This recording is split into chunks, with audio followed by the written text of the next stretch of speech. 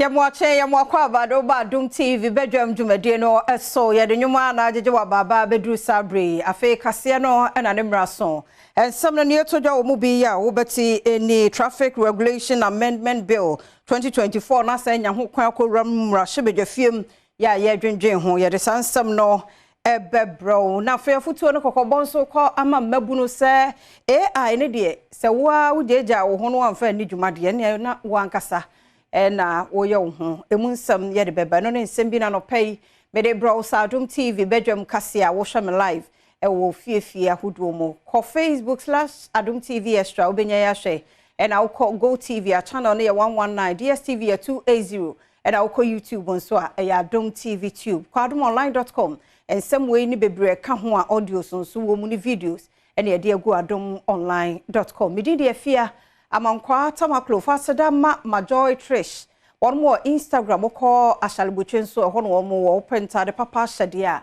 ma Joy Trish ubenya biye e wo ho afia ne die mu yentie se de nsem ni chiremu ankasa etie Traffic Regulation Amendment Bill 2024 na senya mu kwa akoram rahye bedwafiem ya one more dwendwen ho se members of parliament and Chief Justice no ne ade kwaso sesari bedi won wachi ne munsa ne ma no yemfo won nka ho ana yanyi won mfiri mu no ho da rekoso e wo mrahye bedafie Adom TV kase etwaso yi. There will even be times that, Mr. Speaker, leadership is here when you have to take a major vote. You are looking for a member who is still in his constituency in Kaswa. You want his vote here because you want him to exercise a mandate. That is not abuse of the motorcade or a police siren. So, Mr. Speaker, mine was to arrest the meaning of this instrument if I had my way, because the Speaker, the Lady Chief Justice, the Chief Justice of Ghana, cannot be left out of this privilege or entitlement of having a police accompany them. What we need to guard against, which is what the public is saying, that the ministers, you are not doing the roads properly, there is congestion on the roads, and you want a free road to ride. That is what the public detests. Kennedy ohine Japan e mahye bedwane wa sin central ono so kire na adwen e wo won oku ne say won ma wayi won afiri me wo de won ka ho anka beboa. I want you guys to be bold. Members have to be bold. No, in case there is an emergency, and you need members of parliament from say Adenta to come here. So if he enjoys a motorcade, is it a sin? Mr. Speaker, I am speaking for Parliament, but it is very important institution, and therefore we should not be afraid also to demand opportunities for ourselves. So if they are doing this to the Speaker, then who are you, a member of Parliament sitting here?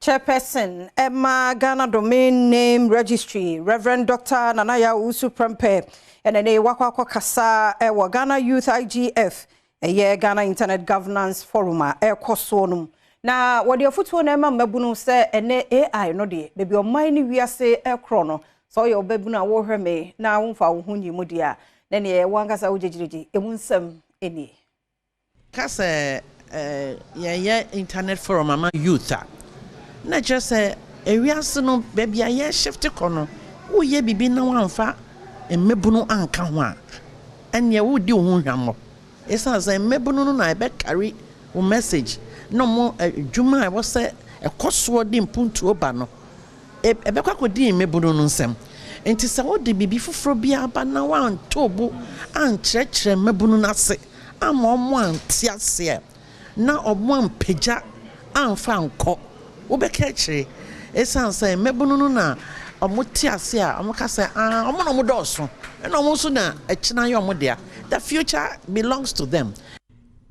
Mami nsemu a okaye no watwe mabuna dwene ne siso e ma wote asese AI no aba edi ne mapapa bebre ba ba for 10 times so ne senti obibia empechira kwan no won hwehwem se bayi a ode baba won mo akasa da ache ho ban AI no so bie kwan ma nipa bebre a omo ni mboni di omo timi hunu mo ne no kra mo nti ya wasa yen na ye fa ya sade ye na ye ma yenim de no ewie peyo na yetimi de boa ye ho ne ye ma ne ye busua enya sa wo be ka kire AI na ntwen obi a ko nanim They say Internet of Things. Say you do Internet of Everything. IOE. Just as I say, I'm sure. Nagana so yan fa ye ho anhyema ye beka kire. Consumer Protection Agency said they want me abo homodin aboabo Ghana this year be 1,000 anoa. One more kwakobo won sesen wo Ministry of Trade and Industry. Na ni nyina ne yetia asam no se aban no behwe na draft e Consumer Protection Bill no ye betumi aye no amamra na atumi aboa CEO ya wono na da Consumer Protection Agency e Kofi Capito ne central fohia and odin semi etuja. As CSOs dedicated to the consumer rights, we will continue to advocate tirelessly for the protection of every consumer in the nation. We will not rest until consumer protection is passed and enforced. We will officially petition His Excellency, the President of the Republic of Ghana, the Speaker of Parliament, and leadership in Parliament.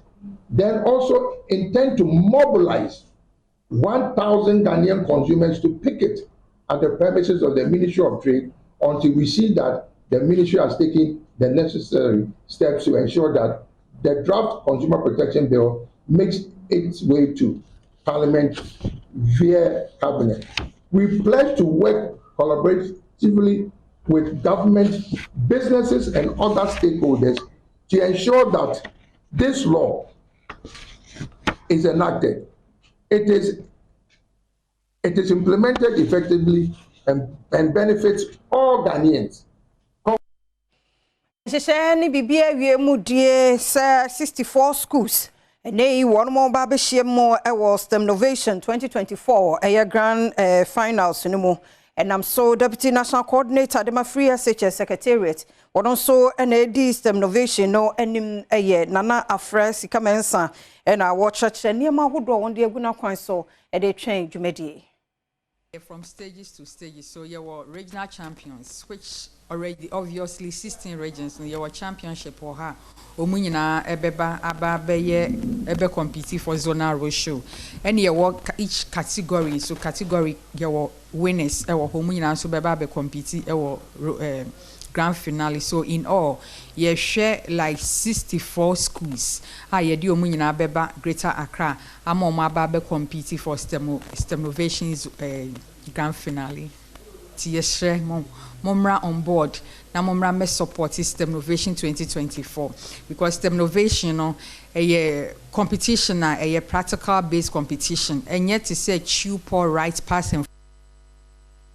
Okpoi gono hene ni okpoi gono treboa ene woni abusua ya wo mo papa bi atete na bedru nei wode na remo ewo Orally Senior High School ono ane nyonko de apaso se de awo no na abusua ni nana de susu se akyerkyerefo wo school no mu ya wo mo ayi wo no mo ani eka ho binti na wo mo bey ato na no mo ensi aduwe nti wo mo de ehsobo no wo mo de bo wo mo abofra no school no ye Orally Senior High School Yaman Boni Prince osu asiedu etwaso MB according to MB na me figure ile jake when the great na nyete no na me cast am cast je be sani am rush na wole kuna Accra hospital si amenkwe jam is anokra e wo be breeder uni ana loli na the boy say ni students say am organize them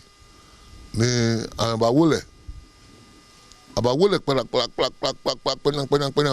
aya TV no ya meneno ngati ni ya na me kan tuomi ni tant comme nkwa ba nya fetu 200 meters ona ina me kreje school me ngati jame na ma domo shunwe amena taxi oya ame chefi o na mena taxi na krete do ba me krete ya jame se no the school doctor I'm a creba. That is in your care. Munanka is a for parents, and they say, be a sena, I see what school. Ain't Mumra me fama de Mponque. Man said students now, Famus and enough of the Abofran. Students now are fat a colony so much than and can't go better with school. Okada rider bi a wo hwe no a won se wanye mfie be se na dua samu a wo edi a ye de amaye ye gaman ene won mo hye no ene ne okada ni nyina e wa wutu kwa mekwe e wa wutu senya west mansimu mfifi mantemu esanse wakowie obi dwan adom kase etwaso Womanfo a womu etweja eto eye abranti a wotwi eye okada bi emane hyejrebe no aposifo e de atodwa se saa nipa yi womu esusu se otwi eye okada bi e wawutu bontrase na wokowia eye aponchi e wawutu kwa mekwe nanso wantimi enwane abra kodi saa ensemone no asan aba betodwa se saa nipa yi eye kwani ana wosan so ekotwi okada bi e wawutu bontrase nimu no womo e de akwakoto eye ewutu bontrase aposifo na womo egusua eye saa nsemu enhwehwemu. Running mate, the All People's Congress, Reverend Dr. Samuel Walasi Mensa say, "Oh my Ghana, say ye boy, who modern pa ye and tutu ye pa ye keta se shani dream die efri hono mo a Kenya ne se de ho akwakodom ye IMF no na numu nsam eni." We believe that we need to really create jobs, and creating jobs must be a collective responsibility. It must be a PPP agreement. Private-public partnership. And we believe that we are taking the steps to develop the entrepreneurial skills of Ghanaian people. The issue about the African Continental Free Trade, and Ghana being the headquarters of the African Continental Free Trade, but we have nothing to write home about. Flag bearer Emma APC Amanyokono Dr. Hassan Ayarega enso ede to Ghana for enim se womo enhwese womo ebeto ede ama na Amanyokono December bosume abato na ebekoso no. We have seen the leadership of both parties, the NDC and the MPP. They are not new to us, we know them. 16 years each of the NDC and 16 of the MPP. And we've been crying for change. The Ghanaian people have been crying for change. Every day you keep saying you want to change, but you are adamant in making a change. Because you say that when you vote, the other political parties, they are not going to win. But I disagree with that.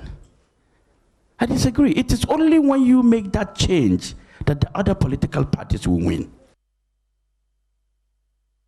Adom TV Badwam kase na uguso sheno na running mate de mind this Amanyoko ye Professor Nana Jinopoku Ajumanso se eni afarefo aya ohwa ye to epono mu no ne ade kraki se ye de atomo no wono nya adwene na enya ne kwampa so no ni nkyeremu Adom TV kase edeba Abe technical school wacha apoyako ona na wacha no ho adwuma nti ohon so awa ban ambonu mu kaw na so amane ho adwuma one employment on ka ho nti fi ebaya ase azan wo de zuma no ye na adwuma ono mbon ya da mansa no waka wo hi ebusafo ye ni enya de bi jina aya yanka ye nuanom wo ma yanka he na amanfo ohon sabe bia wonyi tu edeni ohe waso akoto epu usaso no wonke ni nsa ewa iti demi zele nyina no da ya jihu na ewa abanso wa ye bida enwachi ohino wo hia ma adwene na afo kwaku edi adreseto NDC Amanyoko no enim se wonya abanwa no a wo mo asebe yi ampontuma wodo bebre ebekoso ewo nukuro no mu enkanka ene apomuden fam ya kai da 7 December we na yamba ya homoden na ya to aba kotu na ju puntu aba Badwam o ma fe mo handa achi na society no so iboku wonu eda ya ka bibi okay ma hi water on yakwa eda Papeka hospital no so yan a hospital that in Badwam was a Ankoyan polyclinic so polyclinic in the hospital so in the instead we give ABC do yes one Franka Tuni de ma MPP Amanyoko ye Alhaji Dr. Mahmoud Bawumia na ose wo nwoma suem wo man Ghana mu no ne MPP aye no aban bia nya bida emunsem enie na nipa bebre say quality you the free SHS quality better for. And then we share waxing exam performance. Waxing exam 2016 pass rate 45%. 45%. And then 2023 pass rate I could do 64%. The highest in the history of the waxing exam. The highest. And what you say, to us say, obey and half a moody Eddie Boa, Sebea, Kuya betimi afa and to my pa Efra. Any sika every time now which now expanding production, irrigation schemes, Yeriba, Sana, and a decline as my #1 priority. The possibly no share with the issue for said Ghana, the light bill, the water, a paper for Menyano so na Adom TV Badwam kase na hana bema kwan na no pay mede asie medase umre no wadaje kwaso na ne entina wo de bonkrata ye de ba ne online de no ye da se pa ye kwaba ne atwaso